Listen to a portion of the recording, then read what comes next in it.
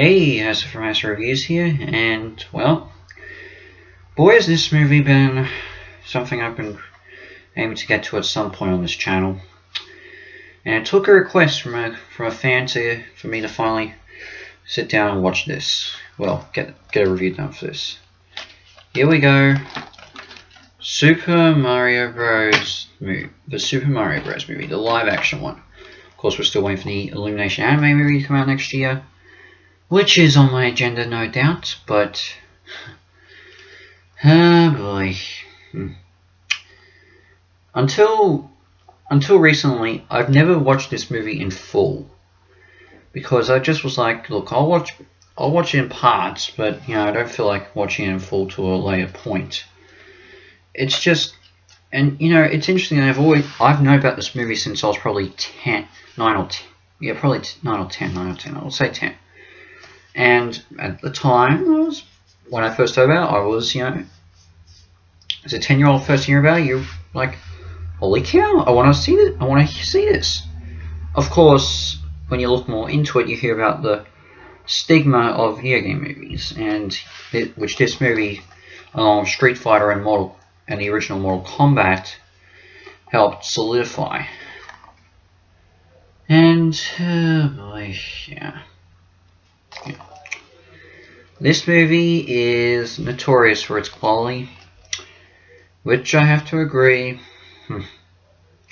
Oh boy. I mean, Nintendo would not do a Western attempt at a movie until Detective Pikachu, which, as you know, I'm actually a big fan of. So, but yeah, let's look into this. I think the first time, though I will be honest, the first time I heard about this was through John Leguizamo's Wikipedia page, just so you know. And let's start off with the biggest problem of this movie, the story. Mario and Luigi are two brothers living in Brooklyn who work as plumbers. But their business hasn't been going strong due to competition in the area from other plumbers. Eventually, but they do end up getting to work for a archaeologist called Daisy, who Luigi develops feelings for. However, Daisy is being watched out, being stalked by these two con men who work for a politician known as Cooper, played by Dennis Hopper. It turns out Daisy is actually the long-lost princess of a mythical kingdom called Dinosaur World that lives people can enter through a portal in the sewers of Manhattan. Mario and Luigi follow her and end up finding Daisy's crystal, which Cooper also needs to activate a meteorite to transfer everyone from Dinosaur World into the real world and take over the world. Yada yada yada. And it's up to Mario and Luigi to save Daisy, keep the meteorite, keep the crystal from falling into Cooper's hands, his cousins, and who are the people who abduct Daisy in the first place, as well as Mario's girlfriend as well, and also Cooper's wife, who has her own vendetta, who has her own agenda. Yes, this story is terrible. It is, well, actually not terrible, but stupid. Okay. Super Mario Brothers, yeah, it's rescuing a princess, and yes, in Super Mario World, which obviously was released before this, they had them go into Dinosaur Land, but nothing like this. This is just an insane, stupid premise, and this world, I mean, it doesn't feel like Mario, and, I mean, if they're going to do Dinosaur World from Super Mario World, go ahead, but don't make a dystopian Blade Runner. Come on. And the realistic, and even some of these, decisions they make when it comes to certain characters. I mean, obviously, let's start with this. Cooper is human. His cousins are human, so they're not, even though they are, and they're clarified as reptiles. Yeah. Though there is a scene where Dennis Hopper sticks his tongue out and it's a lizard's tongue. Yada yada yada. And when I'm not going to go over it. Cooper's plan is to de-evolve everyone, and when he inadvertently gets de-evolved, he turns into a dinosaur, and then Green Goop. Ugh. The realistic take doesn't extend on that. Yoshi's in it, and he's just a miniature T-Rex. A realistic miniature T-Rex. I mean, jeez, Lord. That is, be consistent with these things. With Yoshi. I mean, Yoshi's supposed to be cute and adorable, and not like that. If anything, he feels more like a ferocious beast than Reptar does than Reptar and Rugrats. But the most of all are the Goombas. Oh my gosh, they look so ugly. And apparently that's what the main residents in Mushroom Land turn into, because Toad's in it, and he's a musician, and he gets de-evolved and turns into this Goomba, but he's a giant man with big shoulders and has a teeny head, and I'm like, oh my gosh, it's so dumb. And the revelation of what's happened with Daisy's father in this is that he's a mushroom fungus. God. But like, I'd much rather say it. Her parents are fully dead. Like, her mother gets killed off in the very beginning when we establish how Daisy ends up in Brooklyn, and Cooper's plan in Dinosaur World, and how Dinosaur World even existed. Just keep it. Just make the character dead. I know you're trying not to be Disney, though. To be honest, Jeffrey Katzenberg, who was working at Disney at the time, was involved in the making of this, because he viewed Nintendo as a future partner for Disney in filmmaking. But he's glad that didn't happen the way it did. Now Disney's working. Now Nintendo's working with Universal, and by Central, which can lead through to DreamWorks. But yeah. Yeah, that's just the post-credits scene. I don't like it. It's just a little bit of a reference to this being a video game and from Japan. You know, I don't care. The side characters they create for this, like the Cooper cousins, are named Iggy, which obviously is Iggy Cooper, and who was one of the Koopalings, and the other one's name is Spike, which yes was an enemy, but it also sort of references Foreman Spike, and even there's a character in this in the real world who's basically referenced to Foreman Spike. I'm like, oh god. And Cooper's wife, like, I mean, Bowser's wife in the games has always been a mystery. I mean, who is Bowser Jr.'s mother? Who are the Koopalings' mother? Are the Koopalings even Bowser's kids? And this sort of, and the whole Bowsette meme, we all know about that, but, well, it is intriguing to give a wife to Bowser and to Cooper in this. Like, jeez, I don't care about her. There's the dinner, and of course some of the scenes with the script, I mean the dinner scene and police interrogation scene, where Mario and Luigi get their names, and Luigi goes over his backstory with Mario and describes him as a father figure. Like, oh god, I can understand some of that, but just you gotta handle it better, and word it better, and act it better. And the music, I mean, I like Alan Silvestri, he's my favorite film composer, but with the exception of when the characters are in the real world, where I can understand some of this music being played, I don't see it, fitting with this. It just doesn't feel right. In many ways, it just sort of heightens the fact that this is an insane film, which is consistent, but, with how, now, what you might be thinking is, I must really hate this movie with how much I'm going over it. And I will say this is a bad film, but this is one of those movies. I describe this movie as so bad it's actually enjoyable. It is insanely bad, but you can laugh at it. It's just laugh at the insanity it is and enjoy for what it is. It's a strange experience,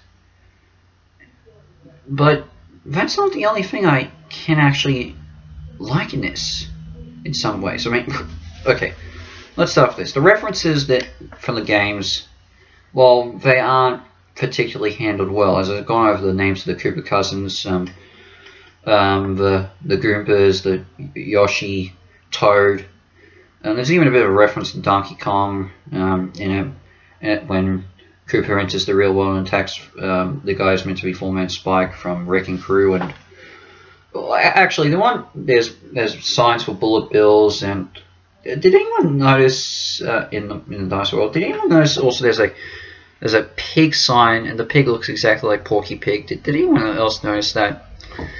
But the Bob-ombs actually look pretty good. I actually think they were handle it pretty well. That's the only thing that from the games that actually looks legit, and I can see it actually existing in this movie. Feel like that's from the games, you know. But you know, when there is a reference, you know, it's nice to see, you know. And it sort of makes it enjoyable.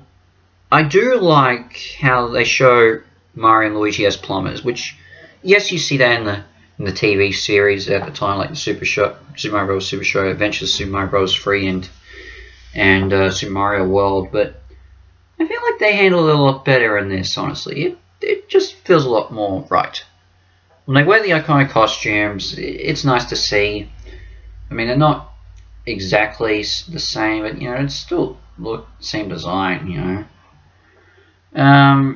I really do also enjoy some of the things the game sort of, you know, integrated. Like, I mean, yes, there was hints at this in some of the NES golf game that they were in, but this pretty much established the relationship between Luigi and Daisy, and I got to give credit for that. I honestly like it. In fact, honestly, the Mario couples in the series, Luigi and Daisy are the ones I can totally agree with. You know, and a lot of it comes down to this film, and I think about a lot of the I don't know if a lot of the fan art that I have seen of the Luigi Daisy shippers, the best being Nintendo, honestly took inspiration from this film, but I don't know, this film got it right, honestly, in some ways. But above all, I think the one thing I love the most about this is the chemistry between Bob Hoskins as Mario and John Leguizamo as Luigi. The chemistry between both these actors feels legit. They feel like brothers. They act like brothers. I buy these things together with them being brothers. It works, and I think a lot of people should acknowledge that. The chemistry between these two actors works so well. Whether or not they probably bonded a lot for their dislike of the film and drinking through the scenes before they would shoot scenes, but you know, with that said, it is legit. I buy that chemistry. More so than I think what could have originally happened, where it would have been, had things originally gone the way they were, it would have been, I don't know if I could believe Dustin Hoffman as Mario and Tom Hanks as Luigi. I don't know if I could really get that. Because that was the original. Because had things gone that way, where both those actors who approached one of those roles got it, I don't know if I would have bought that. In many ways, I find this film not just so bad it's a good film, but also an extremely guilty pleasure. Like, this is a movie I know a lot of people just can't stand in many ways, and as I said, some people just love it for the stupidity, and I'm one of those, but I actually find it in a way I can actually enjoy it for what it is in some ways. And not to say I do get annoyed with the stupid stuff. I've just gone over it before. But I don't think this is a bad movie. It's not a good movie, but I like it for what it is. Though I will still admit I do hope for a more faithful adaptation, which is why I've got my fingers crossed that the Illumination film will be a good film. I am hoping. And it sounds like they're incorporating the ideas that they had, some of the decent ideas that they had for the film, by going out exploring the history of Mario into the upcoming Illumination movie. I mean, we already know Donkey Kong's going to be in it, but we're also getting Cranky Kong, Kamek, and Full Man Spike So, which are all characters related to the history of Mario as a character. So I am excited to hear that. Hopefully it's good, but we will have to wait till we first see a trailer and also see how the characters sound, what they look like, and then wait till Easter next year for the film, which isn't too much longer actually. It's only 8 months, but yeah. And it's funny that when I look into this, when I talk about the 3 big name video game adaptations that were released all around the same time, the 3 early ones, when it comes to the other 2, Street Fighter and Mortal Kombat, everyone can at least agree on one good thing in those movies. For Street Fighter, it was the final performance of the late Raul Julia as M. Bison. For Mortal Kombat, it was the theme song, which is fantastic and pumps you up. With this, it's always difficult for everyone to name something that a lot of people can enjoy. So you have to figure out it for yourself. And I figured it out. My favorite thing in this is the chemistry between Bob Hoskins and John Leguizamo, and the relationship between Luigi and Daisy, and a few other things as well. You have to pinpoint. You have to really think about if there is anything you enjoy in this, because it's going to be all your opinion on it. So I reckon if you are willing to go through the insanity, or you're going to watch this before the Illumination movie comes out, hoping just to see how much an improvement is needed, how much we need, how the low standard it currently is. I mean, or if you also want to watch the anime movie, which I haven't watched yet, but if you're going to watch it, just really think about it and analyze it. That's the best way I can describe, so you can figure out what you don't like. Okay, everyone can agree what they don't like, but if there is anything in particular that you might actually enjoy. So really all I can say is just give it a go and figure out if there is anything you'll like. And as I said, just hope that the Illumination film is a good film, because it's not much you can. It's going to be hard to top the insanity and the insanity and I can't really say it. I like this movie. A lot of people don't, and I know a lot of people also find this a guilty pleasure.